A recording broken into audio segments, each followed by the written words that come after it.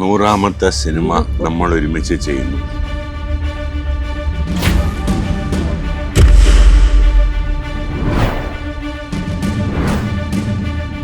നൂറാമത്തെ എൻ്റെ സിനിമ ആയതുകൊണ്ട് ഉള്ള സുഖമല്ല. ആദ്യത്തെ സിനിമയിൽ അഭിനയിച്ച അതേ നായകൻ 100ാമത്തെ സിനിമയിലും അഭിനയിക്കുന്നു എന്നുള്ളത് ലോക ചരിത്രത്തിൽ ആദ്യം, സിനിമാ ചരിത്രത്തിൽ. അപ്പോൾ എന്താ എൻ്റെ സുഖം എന്ന് വെച്ചാൽ ഈ റെക്കോർഡ് ഒരു കാലത്തും തിരുത്തി എഴുതപ്പെടാൻ പോകുന്നില്ല. അങ്ങനെ ഒരു റെക്കോർഡോടുകൂടിയാണ് നമ്മൾ 100ാമത്തെ സിനിമ ചെയ്യുന്നത്.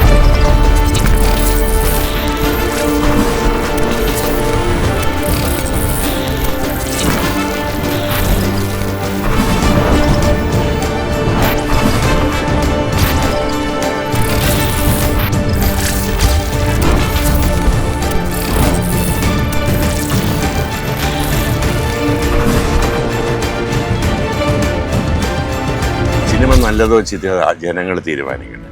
പക്ഷേ ഈ സിനിമ എന്താണെന്ന് അറിയാൻ ആളുകൾക്ക് താല്പര്യമുണ്ട്. ഒരു വാക്ക് അറിയാം, it will be a very good entertainer with music and drama.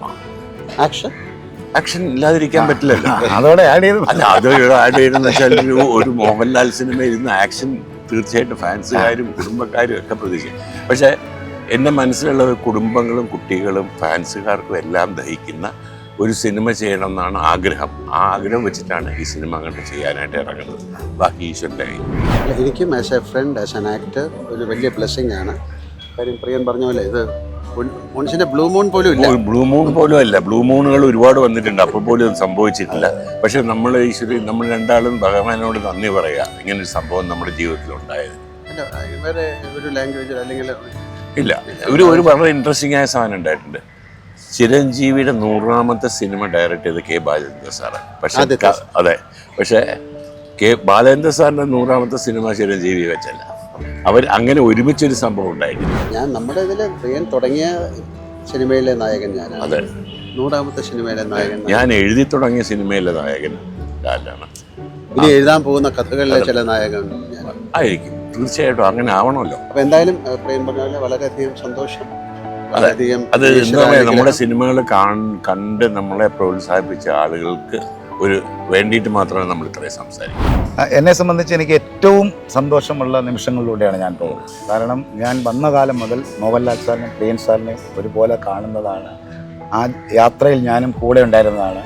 Aashirvad cinemas Mohanlal സാറിനെ വെച്ച് ഇത്രയും സിനിമകൾ ചെയ്തു. പ്രിയദർശൻ സാറിൻ്റെയും ലാൽ സാറിൻ്റെയും 100ാമത് ചിത്രം, അത് ഒരു മലയാളിയുടെ ഒരു ഭാഗ്യമാണ് അങ്ങനെ ഒരു ചിത്രം കാണാൻ സാധിക്കുന്നത്. ആ ഭാഗ്യം എന്ന് പറയുന്നതിനേക്കാൾ വേറെ ഭാഗ്യമാണ് ആ 100ാം ചിത്രം നിർമ്മിക്കാൻ സാധിക്കുക എന്ന് പറയുന്നത്. അപ്പോൾ എല്ലാം ഭാഗ്യമായി കാണുന്നു, അനുഗ്രഹമായി കാണുന്നു. ഈ കൂട്ടുകെട്ട്, ഈ യാത്രയിൽ ഒന്ന് ചേർന്ന് യാത്ര ചെയ്യാൻ പറ്റിയത് ഭാഗ്യമായി കാണുന്നു. ആശീർവാദ് സിനിമാസ് നിർമ്മിക്കുന്ന ഈ 100ാം ചിത്രത്തിൻ്റെ കോ പ്രൊഡ്യൂസറായിട്ട് ബിനു ജോർജ് അലക്സാണ്ടറും എൻ്റെ കൂടെ സഹകരിക്കുന്നുണ്ട്. അദ്ദേഹത്തെ 39ാമത്തെ ചിത്രമാണ് ആശീർവാദ് സിനിമാസ്.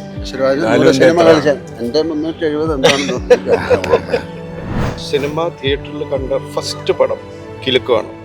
ആ രണ്ട് ലെജൻസിൻ്റെ കൂടെ ചേരാൻ പറ്റുക എന്ന് തന്നെ വൺ ഓഫ് ഇത് ജസ്റ്റ് വാൾട്ട് ഡിസ്നി പറഞ്ഞ ഒരു കോട്ടുണ്ട്, follow your dreams but have the courage to pursue dum.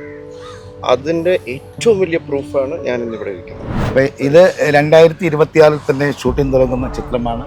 അപ്പോൾ അതും ഈ സമയത്ത് പറയുകയാണ്. എല്ലാവരുടെയും സപ്പോർട്ടും പ്രാർത്ഥനയും ഞങ്ങൾക്ക് എല്ലാവർക്കും വേണം.